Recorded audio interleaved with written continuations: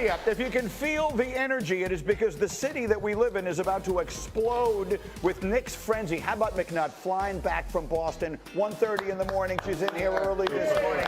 Alan is ready to go today. The Windman is in Boston, and Big Perk is up early today as we've got hoops galore. Let's go. Boston was the scene last night. Tatum and the Celtics looking to bounce back in a critical game 2 against Brunson and the Knicks. And this one went very much the way game 1 went. Celtics open up a big lead in the first half, then extend it in the third quarter. It's an 11-point game, and then in this third, Monica, they open it up. Here's Jaylen Brown. Yeah, and look, Jaylen Brown in particular was really on a mission in this ball game. He was aggressive, he was hitting threes, he was getting to the paint as well, and then that shot was kind of like, oh boy, here we go. Up 20, just where they wanted it. 2 games, we up 20 points. Somehow end up not with wins. It's inexcusable. But we're gonna learn from it. We're gonna respond. Joe, what was the thought process with not calling timeout there with 12 seconds left? Had one left, got a good look on the exact same play 20 seconds earlier, tried to execute the exact same thing. They did a job of their lower pickup point, and we weren't able to get the advantage that we had on the last Tatum dunk. So good full court setting. They subbed out Towns, weren't able to sub out Brunson, had action there, and we just didn't execute. Okay, so put your feet up. We got plenty of time to dive into this. There are huge storylines, obviously, that abound. There is the big picture, and we will have time to get to that.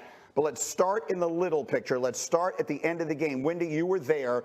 Take us inside that. Mazzulla said he had what he wanted on the floor. He believed in what he had. He didn't call the timeout. He's getting roasted on Twitter, but that's not a good place to look for analysis. This is. Wendy, tell me about that last sequence. Yeah, so I was in the Knicks locker room after the game, and I specifically asked OG Anunoby, did you and Mitchell Robinson talk about how to defend it differently? Because the first time it was a disaster. And he said there was no time. But as soon as Tatum got the ball, they looked at each other and said they knew what was happening. They knew they were going to do the play. And all across the Knicks locker room last night, praise for Mitchell Robinson for the way he made the adjustment, dropping further back, denying Tatum his preferred right side, forcing him into the help. In the Celtics locker room, Greeny, the last plays of the last couple of games aside, it was obviously did not go the way they wanted. They're having difficulty coming to terms with what it is happening. They don't understand why they're losing. They believe their process is working. They believe they're generating good shots. They are doing the recipe that delivered them the championship and 61 wins, and they are not getting the bake out of the oven like they are used to. Obviously, there's variance with shooting. This doesn't make sense to them. They feel like they're doing a good job on Jalen Brunson. He's only shooting 35% in the series. They want Mikal Bridges taking all those contested jumpers as he made in the fourth quarter. He's shooting 29% in the series, but they're losing. They're at a little bit of a loss right now. Well, I can help them if they're trying to figure this out. Cindy, can you put up A24? The Celtics in the fourth quarters of both of these games have completely disappeared. They've shot 15%. These are in the fourth quarters from 3. They've shot 26% from 2. They've been outscored by 22 points in the 24 minutes that make up the 2 fourth quarters. Let me get Big Perk in, and then we will get to the telestration. Big Perk, how about that final sequence last night? What did you see? Well, look, everybody's an expert and everybody's a coach. Joe Mazzulla should have did this. He should have called a timeout. Joe Mazzulla has a history of taking timeouts home. He always want to have some salmon with some mashed potatoes in the side of timeouts when he gets to the crib. So I knew he wasn't going to call a timeout in this particular play. And guess what? He wasn't wrong though.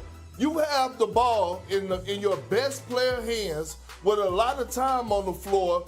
Did you see the difference between Jason Tatum in that moment and Tyrese Halliburton in that same moment the other night when he got the offensive rebound? The patience, the way he was able to dribble out, get the spacing, saw that he had the mismatch, knew that he was going to his step back to hit the Cavs with a dagger 3.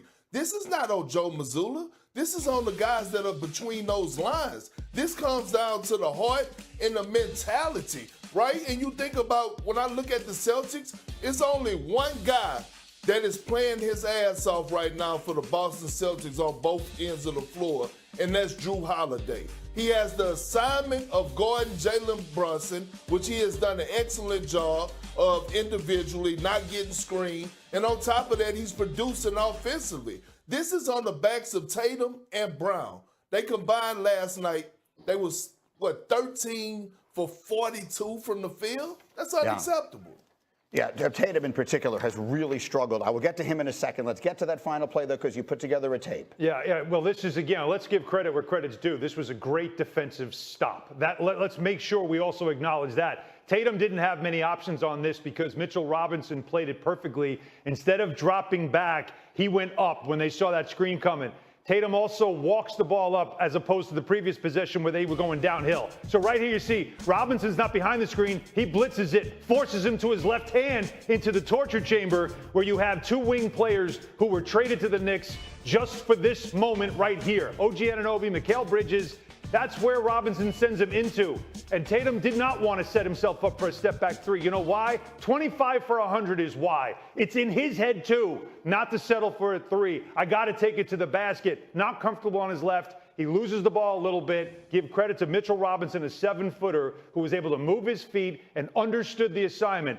Force him to his left, send him to those wings, and let them do the rest. And that's how that game became a stop. That's how that became a win for the Knicks. Yeah, it's a Perk's point. It's the player's job to make the coach look smart. Mm-hmm. The coach can look smart whichever way it goes. Yep. The players have to make the plays. Monica, you're doing the game there. For those who don't know, Monica does the Knicks radio. We'll show your call of the finish a little bit later this morning. It was excellent. But your thoughts on that final sequence? Your radio partner immediately says they don't use the timeout. Here they come. What did you see? Mitchell Robinson was the star to me. Like, he was the absolute star, because I think if you go back to game one, first of all, not even just game one. Let's do the history of this series over the course of this particular season, right? The Knicks have really had to work through how they want to defend screens, and in fact, the Celtics have targeted them. There were some crazy numbers in terms of how many times they went after Karl-Anthony Towns in the regular season, so on and so forth. But in game one, you saw a commitment to not being the weak link, right? Guys who are going to take their one-on-one responsibilities seriously. And yes, rotations are a part of basketball. Those are going to follow up. But I think in that moment, again, it was one-on-one.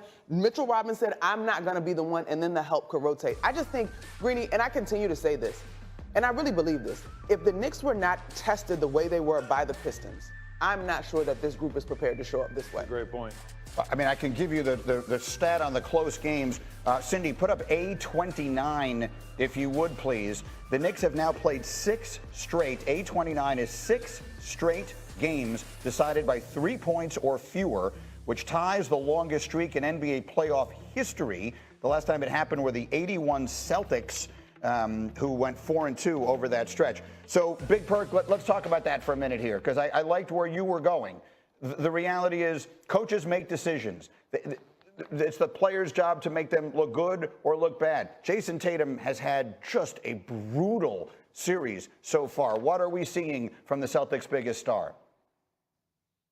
Well, I mean, he's not stepping up. And look, playing with Paul Pierce, in my Celtic days, the one thing I will acknowledge about Paul Pierce was that he took pride in protecting his career.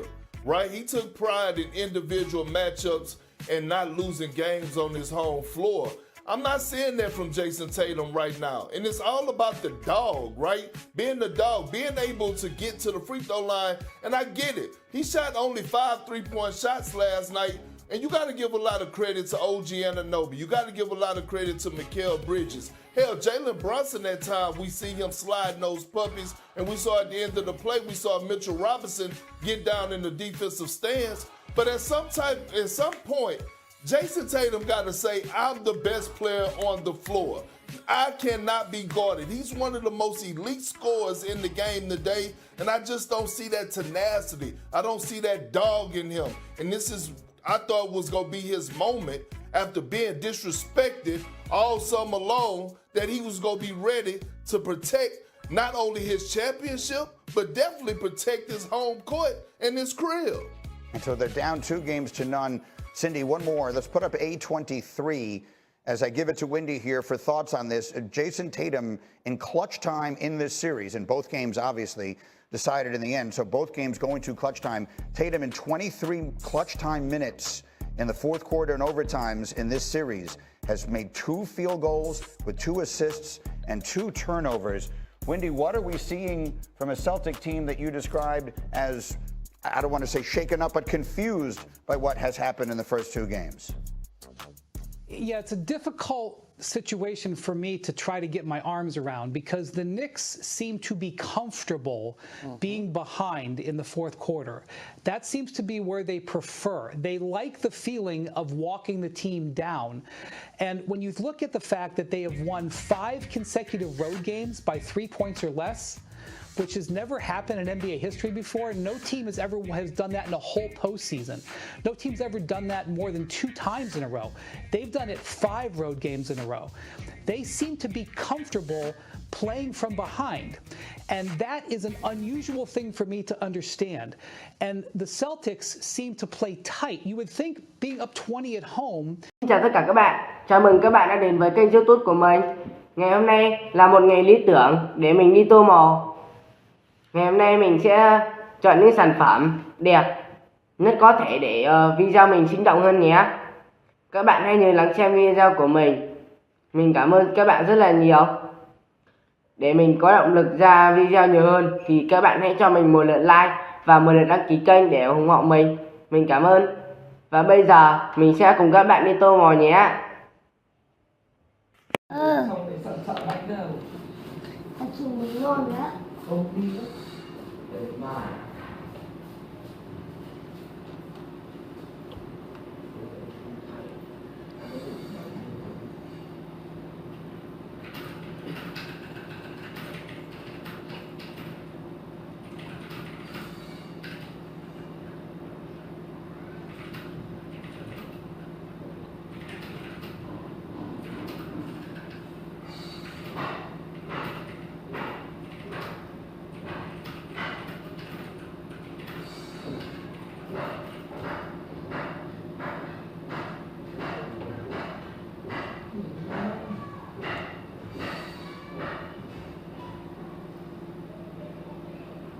Quỳnh Anh cháu ạ.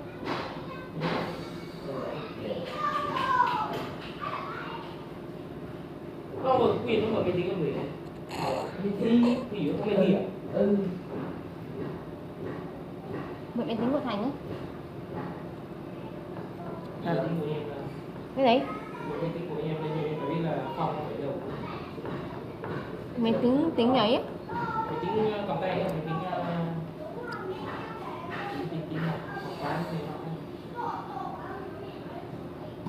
cầm hẳn laptop lên một tính. Nguyên nó nhắn tin này. Không, nó nhắn tin em bảo là con máy tính không cho quyền.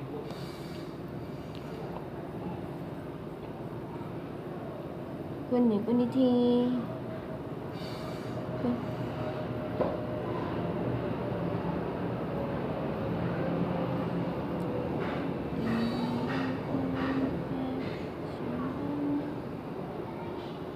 Cái này gì này? Nhìn cho có cái đấy đó. Nhìn cho cười không? Nhìn chân nó gì ạ? Chỉ có những người như mình biết thôi, chứ còn người ngoài là không biết đâu. Tại vì ngoài ta thấy họ có nấm xương mà. Anh hiểu không? Chuyện lần ra nhìn cái chân nó ghê rồi.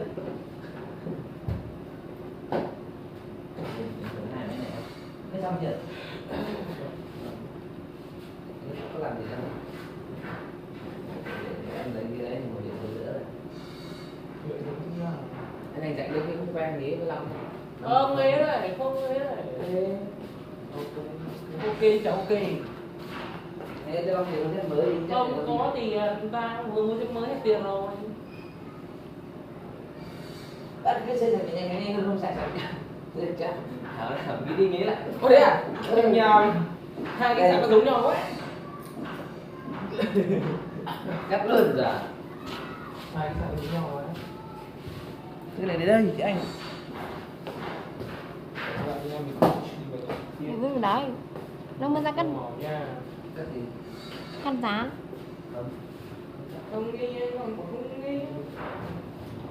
Nó pháp cho cái này nó to chút thế thì nó đi đâu. Nó đậu phân giải, nó hút vào cái thằng OEM này nó mới dùng nét. Đừng cho nhỏ.